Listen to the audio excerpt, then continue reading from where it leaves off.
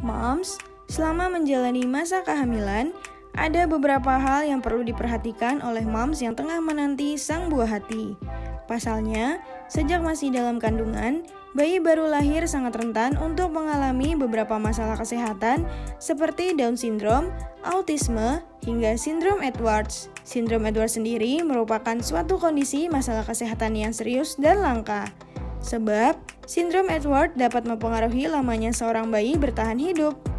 Namun sayangnya, kebanyakan bayi dengan sindrom ini akan meninggal sebelum atau segera setelah dilahirkan. Bahkan, melansir kompas.com dan NHS, sekitar 13 dari 100 bayi yang lahir dengan sindrom Edwards dapat hidup melewati ulang tahun pertama mereka. Maka dari itu, moms harus mengetahui beragam gejala bayi dengan sindrom Edwards. Lantas, apa saja gejala dan jenis-jenis dari bayi baru lahir yang mengalami sindrom Edwards? Simak penjelasannya di video ini ya. Jangan lupa like, komen, dan share videonya, subscribe YouTube Nakita Channel, dan juga nyalakan lonceng notifikasi supaya moms tidak ketinggalan informasi terbaru dari Nakita.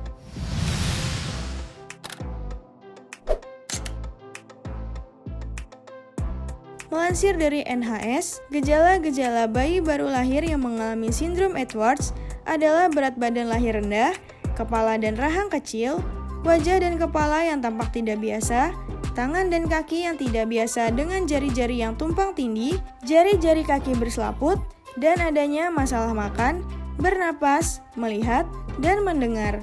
Sementara itu, berikut jenis-jenis sindrom Edwards pada bayi baru lahir yang harus moms ketahui. Sindrom Edwards penuh. Sebagian besar bayi dengan sindrom Edwards memiliki 18 kromosom ekstra yang terdapat di seluruh sel.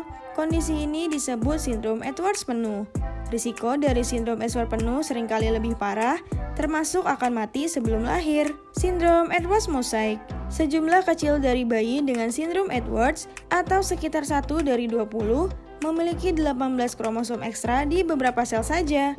Kondisi ini disebut sindrom Edwards mosaik atau trisomi 18 mosaik. Dampak yang disebabkan kondisi ini tergolong lebih ringan dan bergantung pada jumlah dan jenis sel yang memiliki kromosom ekstra.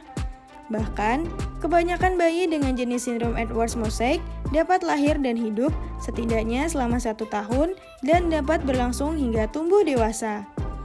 Sindrom Edwards parsial. Sekitar 1 dari 100 bayi yang lahir dengan sindrom Edwards hanya memiliki satu bagian dari ekstra kromosom 18 dari seluruh sel. Kondisi ini bernama sindrom Edwards parsial atau trisomi 18 parsial. Lokasi sel yang terpengaruh dari kromosom 18 akan menjadi penentu kondisi bayi.